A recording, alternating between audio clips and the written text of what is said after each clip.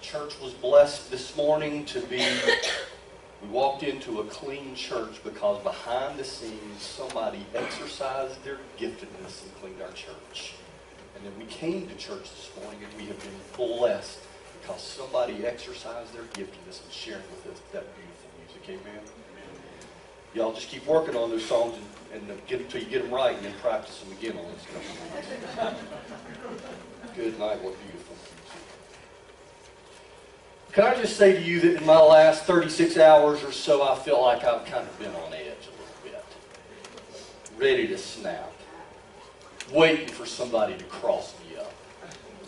Maybe it's the medicine I've been taking. I've been fighting this battle. I think Mama kissed Santa Claus and gave Santa Claus back the cold that he gave to her a month ago. I'm just saying. Israel was at the house yesterday and he asked me if I was okay. Yeah, I'm fine. I said, what's your problem? I might have embellished that just a little bit. That maybe not been exactly how it was. But theologically, that's called pastoral transparency. It's when the pastor provides some justification for being rude to the flock. That's why I'm in such a cranky mood. Or to his wife. Felt horrible and had to take it out on somebody. Maybe it's the medicine. Maybe it's the weather. Maybe it's the world events. Did you ever watch the world events and it just makes you cranky?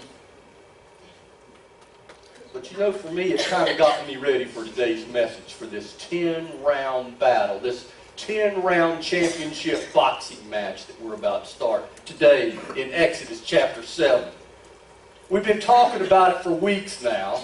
It's like the lead-up to the Super Bowl or to a heavyweight boxing match. They talk about it and talk about it and talk about it. And we've been talking about it and talking about it and talking about it. And then I'm like, somebody ring the bell and somebody throw a punch. Can I just say to you that the message this morning is a message on judgment. In the next couple of weeks, we will be looking at messages about judgment. And one day we're going to celebrate when Moses walks out of Egypt with the people behind him and they cross the Red Sea. We're going to celebrate. But you know, right now where we're at in Exodus chapter 7, these passages are about judgment. Today is round 1 of 10. It's a 10-round boxing match, and we know what the final score is going to be. 10-0. Amen? Every round brings a different perspective. Moses is credited with writing the book of Exodus. In every round of this boxing match, he gives us a little bit different perspective on what's happening with himself and with God and with Pharaoh and with the people of Israel and with the people of Egypt. God has given Pharaoh every opportunity to avoid this match. He's tipped his hand to Pharaoh and shown Pharaoh enough cards that Pharaoh surely knows he's about to go nil. You play cards and you bid nil, that means I'm going to get 0 points. God has tipped his hand to Pharaoh, and Pharaoh has surely seen that God is holding all of the trump cards. Pharaoh is not going to win any rounds in this 10-round battle. Pharaoh has nothing, but he defies and he digs in. Let my people go. That's the simple directive that God has given to King Pharaoh of Egypt. How difficult is that? Here's what I want you to do, Pharaoh. I want you to let my people go. No, I don't think that's going to happen. I think I want them to stay right here in Egypt. They're my free labor. Let my people go. It's delivered by thick-tongued Moses and his brother Aaron. He had thick tongue or he stuttered or something. Moses, this great Moses, he had a speech impediment. And he comes to Pharaoh and says, God said, let my people go. And Pharaoh laughs and says, I don't think so. Thick-tongued, you and your brother. Get out of here. You're lazy. Get back to work, and I'm going to put the people of Israel to work, and they're going to work even harder. It's not happening, says the most powerful man in Egypt. Let my people go, or there will be a showdown, God has said. Have you been waiting long enough for the bell? So the bell finally goes off. Ding, chapter 7, verse 14. Finally, the first bell rings. Verse 14 says, Then the Lord said to Moses, Pharaoh's heart is hard, He refuses to let the people go. You know, we've talked a good bit about the fact that God has said, I'm going to harden Pharaoh's heart. Notice right here that going into the battle, Pharaoh's heart is already hard. It's already hard. He's already defied God. Maybe in His sovereignty, God will make Pharaoh's heart even harder, but right now, going into the battle, round one, Pharaoh's heart is already hard. He has already dug his feet in. He's already defied God. The Hebrew word for hard, Pharaoh's heart is hard. The Hebrew word for hard means basically heavy. Pharaoh's heart is heavy. If you weigh it in the balance, Pharaoh's heart is heavy. Now, I'm going to leave that picture hanging for you for a few minutes. We're going to come back to it. The word hard means heavy. His heart is heavy. If it's weighed in the balance, it's heavy.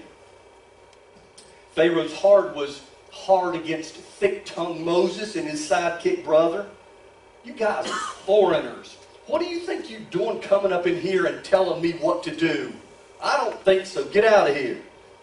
Pharaoh's heart was against Israel. No, you're not going to take my free labor away from me. They are my slaves. They are building my cities. No, they're not going to leave. His heart was hard against Yahweh God. You see, Pharaoh had the other gods on demand. You remember that? When something got hard, Pharaoh just said, hey, magicians, call on your gods to do something. Those gods were on-demand gods. God says, I'm not an on-demand God. I am that I am. I'm number one. I'm not on your demand. I'm on my demand.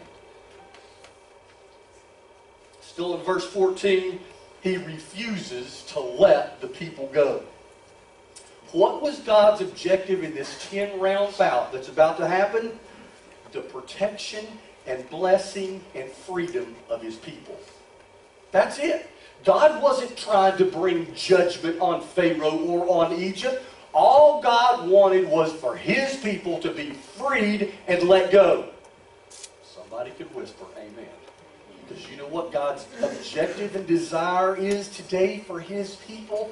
Do you know what He wants to be doing for His people? He wants to be providing blessing and freedom and protection for them. And I would offer to you that God is willing to go to battle on your behalf. That's good, isn't it? Take that with you on Monday morning in the battle. Why does God go to battle in this battle of good and evil? To bless and protect and liberate me and you. The thief comes, maybe this is my new life verse I quote all the time. The thief comes to steal and kill and destroy, but I'm come to steal back from the thief. I've come to give you life and that you might have it more abundantly. Verse 15. Moses and Aaron, here's what I want you to do. Go to Pharaoh in the morning. When you see him walking out to the water, stand ready to meet him by the bank of the Nile River. Take in your hand the staff that turned into a snake. Moses and Aaron, I want you to go to his home court. I want you to meet him in the morning right out on the bank of the river. How does God know, how does Moses know that Pharaoh's going to be on the bank of the river? Is it his ritual? Does he do it every single morning? Is he going out for exercise? Is he coming out to check the level of the river to see if it's at flood stage? I don't know why, but God tells Moses that Pharaoh's going to be out by the river in the morning. Go meet him. And when you go, take that staff in your hands. Take that staff. Because as soon as Pharaoh sees you show up and you've got that staff in your hand, Pharaoh's going to say, good night. Why do you keep showing up with that staff? Because it's a constant reminder of what God has already done with that staff. You carry that staff. When Pharaoh sees you carrying that staff, he knows something bad is about to happen. Something not good is about to happen. Take the staff. Keep the truth in front of me, in front of Pharaoh's mind. I've often thought, do you like Marty Fife? He's one of my favorites. Sometimes I sound like him, or try to sound like him. He's got that one little bullet in his pocket. You know, I've often thought about if somebody came into my home, broke into my home, and I would go run get my gun if I could find it, and hope that Hope loaded it last time she shot it. I would say to that person, don't come any closer. I have a loaded gun. And that person would say, I don't think your gun's loaded. I'm telling you, my gun is loaded. Don't come any closer or I'm going to pull the trigger. I don't think that your gun's loaded. I'm going to come after you. what is the one way that I could prove to that person that the gun's loaded? Pull the trigger.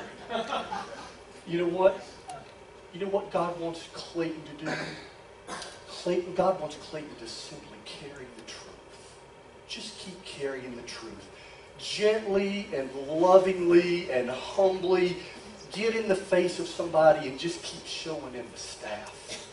Because whatever it is going on in that person's life, this book has the truth.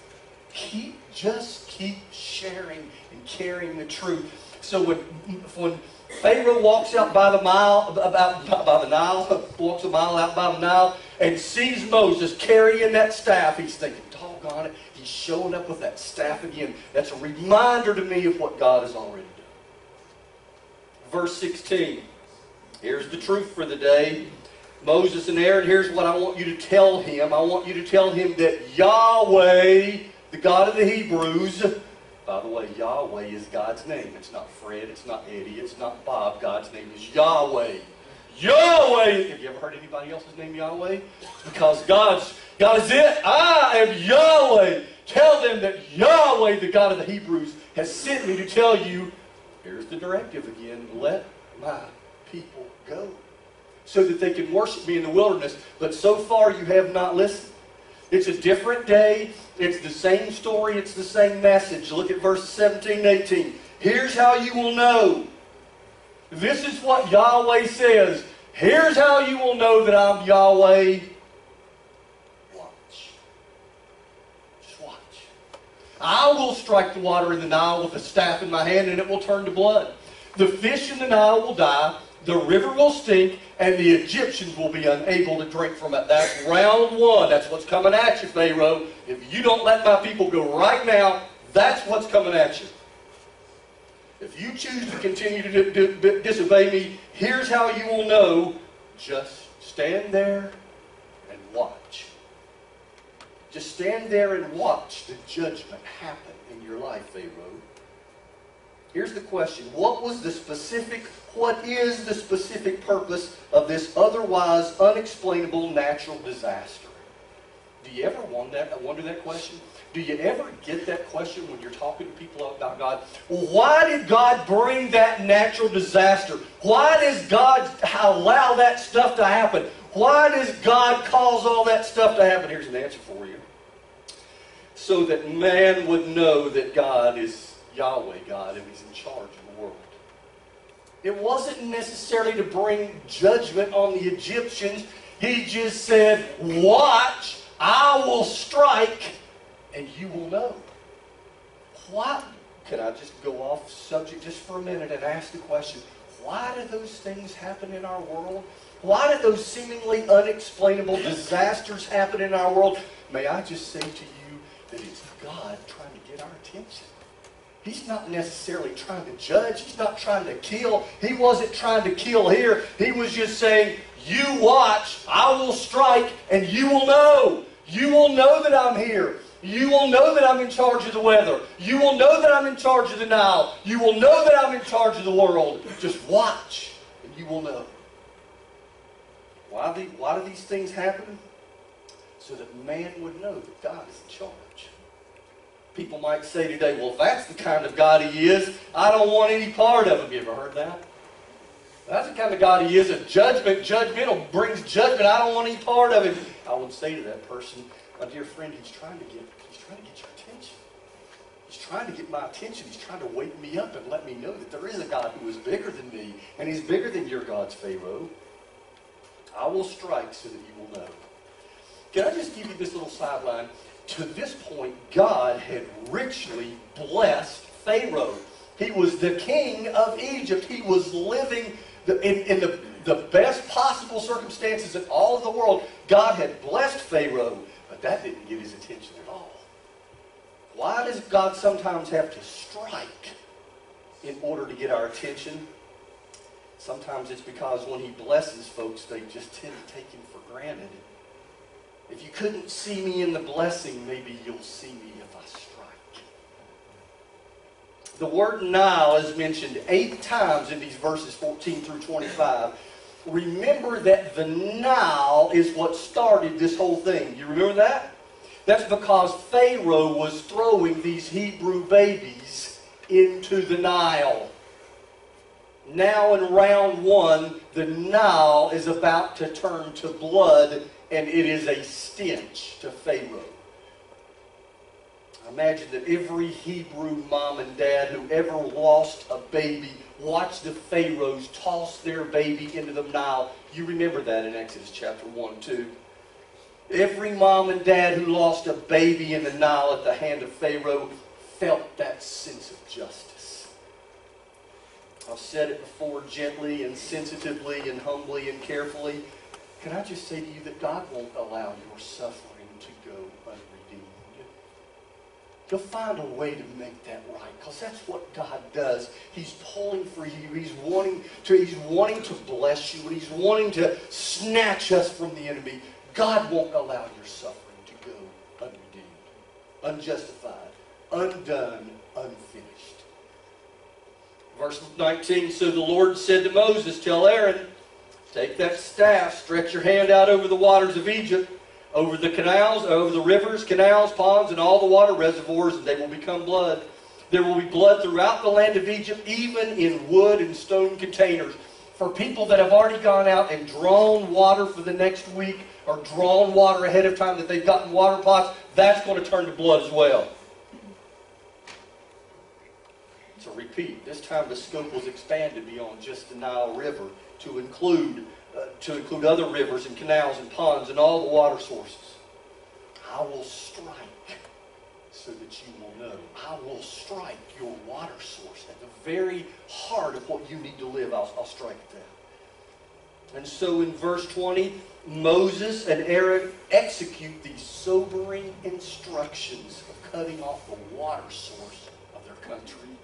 Imagine Moses and Aaron standing there by the Nile, probably shaking, saying to Pharaoh, if you don't do this, if you don't let my people go right now, God says to take this staff and to turn all of the waters to the Nile, all of the waters to blood. Pharaoh, do you want that? No, I'm not going to let you people go. Pharaoh takes, Moses or Aaron take that staff and they spread it out. They symbolically wave it over the waters, and instantly the waters become blood. Become a stench. Verse 20 says, Moses and Aaron did just as the Lord had commanded. In the sight of Pharaoh and his officials standing there watching it happen, he raised the staff and struck the water in the Nile, and all the water in the Nile was turned to blood. Verse 21, the fish in the Nile died, and the river smelled so bad the Egyptians could not drink water from it. There was blood throughout the land of Egypt. You know, with our freshwater system, we can't even get our hands around that, can we? We've talked about the water wells over in India and the people there before the water wells are dug. They're drawing water out of mud holes and taking them home, and I guess boiling them until they get the clean water out of it. We can't even get our hands around that. In an instant, all of their water sources turned blood. The word smelled right here, the Holman Christian Standard Study Bible, reminds us, remember that the Israelite foreman complained? Remember that Moses and Aaron went into Pharaoh and said, let my people go. And Pharaoh said, I don't think so. You all are lazy. Get back to work. And I'm going to raise the quota. I'm not going to give you any raw materials, but you've got to produce the same quota every day.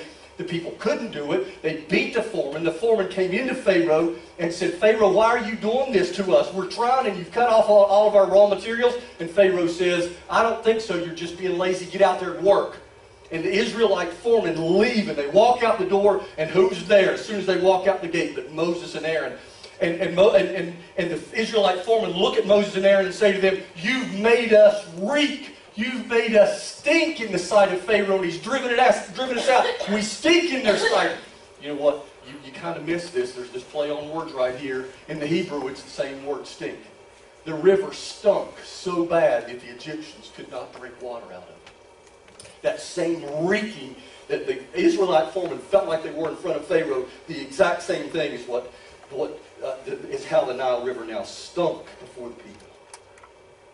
Yesterday I was driving around town. I don't know if you had your radio on, but I heard one of those beep, beep, weather alerts talking about the weather today, and I just imagined that people turned on their radio and there was a national weather alert. All of the water sources in Egypt have been turned to blood by Yahweh God and are unusable for any purpose. This condition will continue until further notice. This concludes this message of the automatic broadcasting company. So God delivers the first blow in round one. A straight right hand to a defenseless King Pharaoh. He punches Pharaoh in the eye. Round one. Pharaoh standing here on the Nile. He might as well have his hands in his pockets, defenselessly taking it right on the chin. Round one, a punch right straight to the eye. And he staggers a little bit and he says, that wasn't so bad. Hey, magicians, can you all come in and do the same thing? Well, yeah, we can come in and do the same thing if you want us to. We can come in and turn our fresh water source into blood to prove a point if you would like to. Look at verse 22. The magicians of Egypt did the same thing by their occult practices. Pharaoh, standing there defenseless, takes one blow in the mouth from Yahweh God. And then he asks his own magician, can you all give me a second round? And they say, sure, we can punch you in the eye. We can cause the same thing to happen. We can double it up. We can cause the waters throughout our own land to turn to blood if that's what you would like to have happen. So Pharaoh, just standing there helplessly, defensively, takes two. One in the left eye by God and the other one in the right eye by these magicians who, remember, their power was delegated to them. The enemy, Satan's power, is delegated to him by Almighty God. That's the only reason Satan has any power in our world, is because God has delegated it. So God delegates the power to these magicians. They call on their gods come and pop Pharaoh in the other eye. He's standing there with two black eyes at the end of round one. Round one, score, God won, Pharaoh 0. Honestly, God was somewhat merciful to Pharaoh in Egypt. The people in Egypt, they had to scramble and get water. They had to go dig wells, as we'll see in just a second. They had to go find water, but it didn't cost them their life like it could have. It could have been a whole lot worse. God could have given Pharaoh an uppercut and sent him flying through the air. He could have annihilated Pharaoh in round one. He could have taken him out in round one if he wanted to. But he didn't. Oftentimes God will try really hard to get our attention. That's what he said, I will strike so that you will know. I'm not trying to destroy you. I'm not trying to put judgment on you that you can't take. I'm just striking so that you'll stop and know and recognize it. When God delivers a blow of correction or discipline or judgment in our lives, hopefully he is merciful to us, not giving to Clayton what Clayton most surely deserves. I've said it over and over. I just cringe every time I hear a radio or a television commercial announcing something, saying there was a radio commercial yesterday for men's razors saying you deserve a smooth face. And I'm thinking to myself, Clayton deserves to be separated from God in hell because of his sin. That's all Clayton deserves. God, would you please be merciful to me and not give to me that which I most assuredly deserve. This blow stung Pharaoh in Egypt, but it wasn't as bad as it could have been. And yes, there was collateral damage. In other words, it wasn't just Pharaoh that was affected by this act of God. The entire country around him was affected. When a person chooses to defy God and hardens his heart, and when God strikes, the ripple effect of that strike doesn't stop with that person, does it? The collateral damage may have much farther reaching consequences than the initial blow. Pharaoh stood there and said, that wasn't too bad. That wasn't too bad, God. In fact, Pharaoh might even have said, I think I won round one. Standing there defenseless, and turned and walked back to the palace. Meanwhile, the people around him were scrambling to try to put their lives together. They're trying to scramble to make up for Pharaoh's mistakes. They're trying to figure out how to put their lives in order. They're trying to figure out how to deal with the dysfunctional mess that was left behind because of Pharaoh. Remember the context here? This is not why do bad things happen to good people. That's not what the context of Exodus is here. This context is God bringing corrective justice on a defiant individual who refuses to acknowledge and accept the directives of the Almighty. Do you know anybody like that in your life? Have you been anybody like that in your life? I know what God says. I'm just not going to do it. It may have some collateral damage. It may affect my family. It might destroy my family. It might destroy my marriage. It might destroy my kids. But this is what I'm going to do because this is what I choose to do. Pharaoh was struck by God. So what happens to a person if they receive a strike of correction or discipline or judgment from God? What happens to a person when they're walking defiantly and God does something in their lives to try to get their attention? I will strike so that you will know I did this thing in your life to try to get your attention. What happens to that person? Well, they've got a choice, don't they? That person can either choose to soften their heart or they can choose to harden their heart. Two options. So how did Pharaoh respond? The end of verse 22 and verse 23. So Pharaoh's heart was hardened, and he would not listen to them as the Lord had said. He just dug his heels a little farther. He crossed his arms, he bowed up and said, no, I'm not going to let my people go. Verse 23, Pharaoh turned around, went into his palace, and didn't even take this to heart.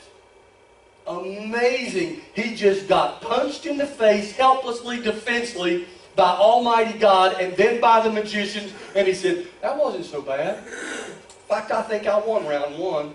And he turns and he walks back into his palace, refusing to accept the correction of God. When I read that, I just see one of those gifs come across my phone. Did he just do that? Did he just walk? Did he just see what happened in his life? God speaking to him directly. Did he just see what happened and he just turned around and walked back into his palace and didn't even take this to heart? He didn't even care that his people were out there scrambling to dig wells and try to keep life together, try to keep things together, to try to get some fresh water. He had paid no attention to the consequences of his decision on everybody else in his life. Sorry, I hate it. I'm going back to my palace. That wasn't so bad, these little black eyes I have. Maybe people think it's makeup. So I think I won round one. And he takes back into his palace and he doesn't even think about it. Completely blinded by the obvious, in-your-face, undeniable truth that he just got struck by God, Pharaoh turns back to his exact same life. Unbudged, unmoved, unchanged, just a little bit harder. Let me read that verse again. Verse 23. Pharaoh turned around, went into his palace, and didn't even take this to heart. Didn't even face it. Meanwhile, verse 24, I've hinted at it, all the Egyptians scrambled around. I added scrambled around. All the Egyptians dug around the Nile for water to drink because they could not drink the water from the river. Everybody around him, meanwhile, is left scrambling to pick up the messed up pieces of the dysfunctional mess that was left of them. Because sin and the refusal to respond to the correction to that sin has far-reaching consequences. It doesn't really matter what the consequences are. It doesn't matter what the consequences are. I might lose my marriage. I might lose my children. I might lose my job. I might lose my financial security.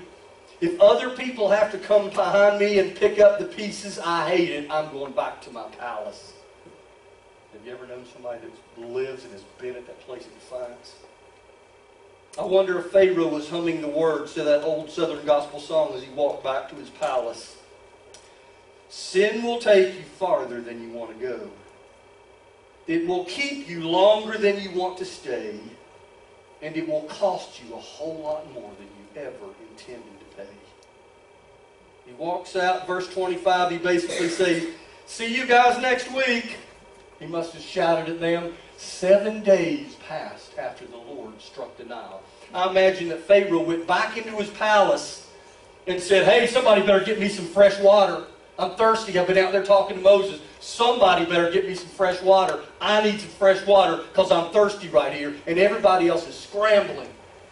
The entire nation scrambled to stay alive because of one man's bad decision.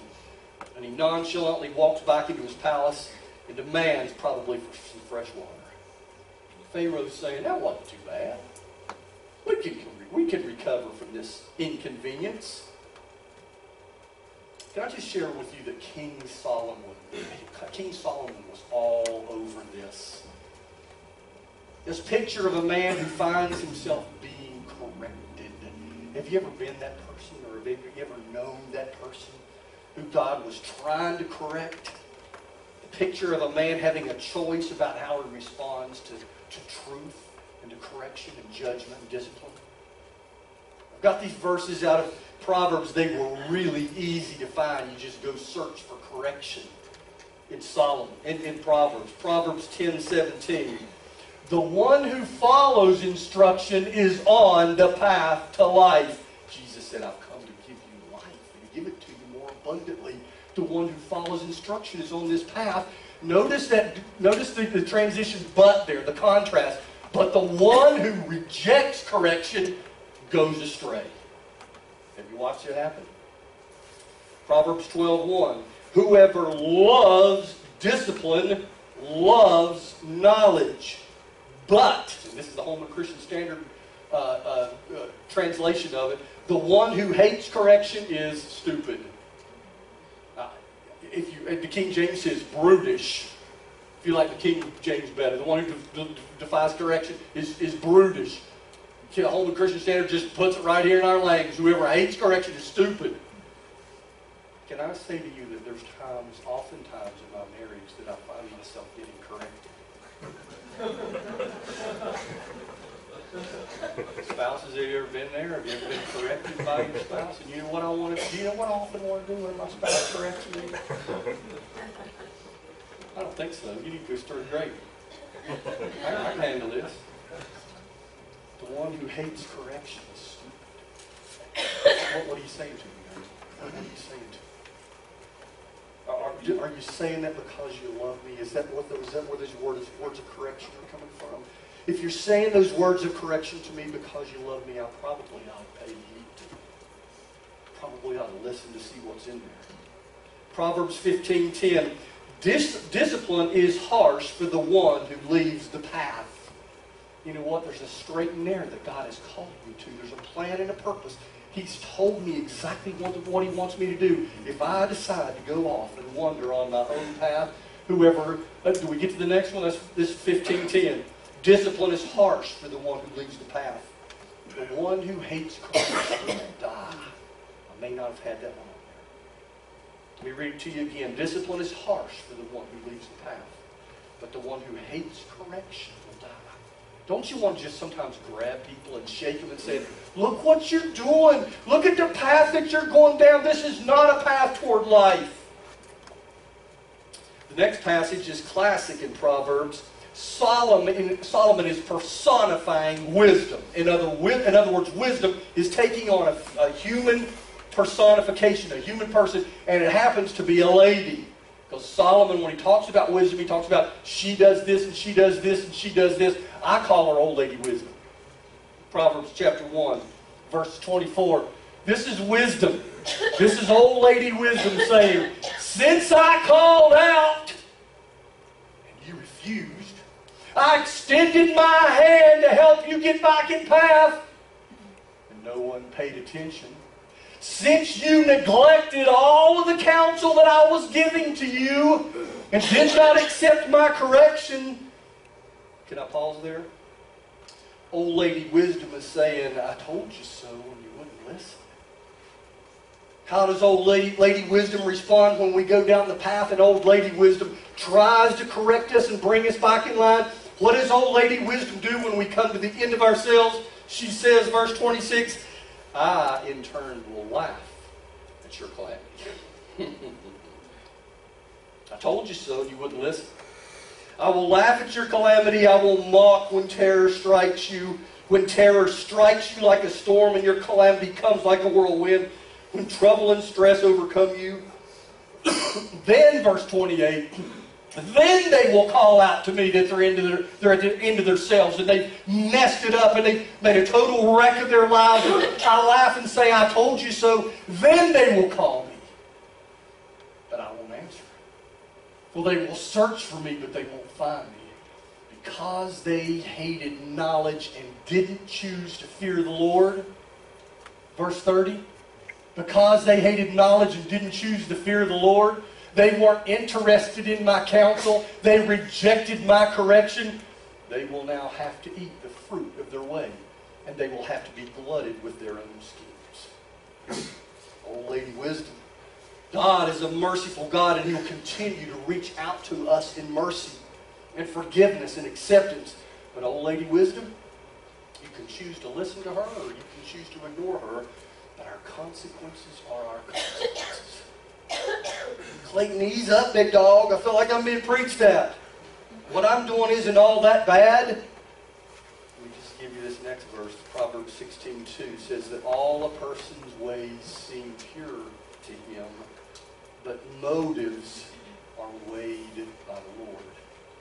I mentioned back in verse 14, I put on hold the discussion of Pharaoh's heart being hard or heavy. It's the same word here in Proverbs 16:2. The Holman Christian Standard says, I may have this up there, I may have this quote out of the Holman Christian Standard Study Bible. Elsewhere in the Old Testament, sin is spoken of as heavy and as making the heart heavy, and he gives some passages and cross-reference there. So I have that one up there. And the Lord is the one who weighs the hearts, which makes him the ultimate judge of all. Maybe I didn't get that in there. It's the same word, the same idea. A person's ways seem right to him, but his motives are weighed on the scales by the Lord. It's what caused Isaiah to say, I don't have this one up here at all. It's what caused Isaiah to say that the heart of man is deceitfully wicked. Do you know what that means? That means that this guy, Clayton Houchins, he became a Christian when he was 7 years old. That's over 45 years. I've been a Christian for over 45 years, and sometimes I'm tempted to cross my arms and say, I got this thing down. I know what it means to serve God. I know what it means to do right. The heart of man is deceitfully wicked. Clayton, don't forget that 45 years later, what you deserve is you deserve to be separated from God in the place the Bible calls hell. But He has been merciful to you. God weighs the heart.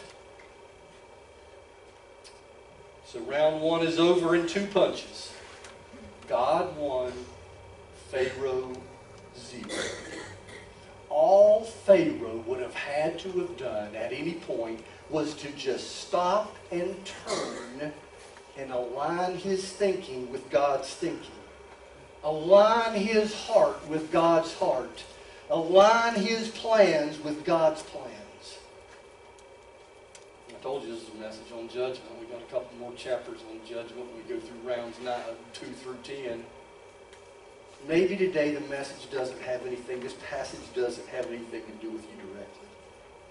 But maybe you're here today and you're saying, Clayton, I'm on the other end of that. I'm trying to do that which is right. My so-and-so, fill in the blank with your so-and-so, continues to make bad decisions. And I'm the one who keeps trying to scramble and dig wells as fast as I can to keep our family's head above water. Can I just say that I'd encourage you today to hand that person over to the Lord? Old Lady Wisdom continues to call out, and the truth is self-evident. I'm reminded of the story of the prodigal son. Do you remember that? He had taken his father's inheritance and he ran with it. He blew every penny of it, and he was eating pig slop. Do you remember that? And it was in that condition that the truth of Old Lady Wisdom came back to his mind. And he said to himself, what in the world am I doing here, eating pig slop? I could go back to my father's house and ask him if I could be his hired hand. So he pulled himself out of the pig slop and he went back, and he didn't know it, but his father was standing on the front deck looking through a set of binoculars waiting for his son. Remember that? Didn't say binoculars. He was looking, waiting for his son to come. And his dad took off and ran to him and grabbed him and hugged him and kissed him and put his arms around his neck. And he restored him. He killed the fatted calf and they celebrated, and he restored him as his son with full rights of sonship.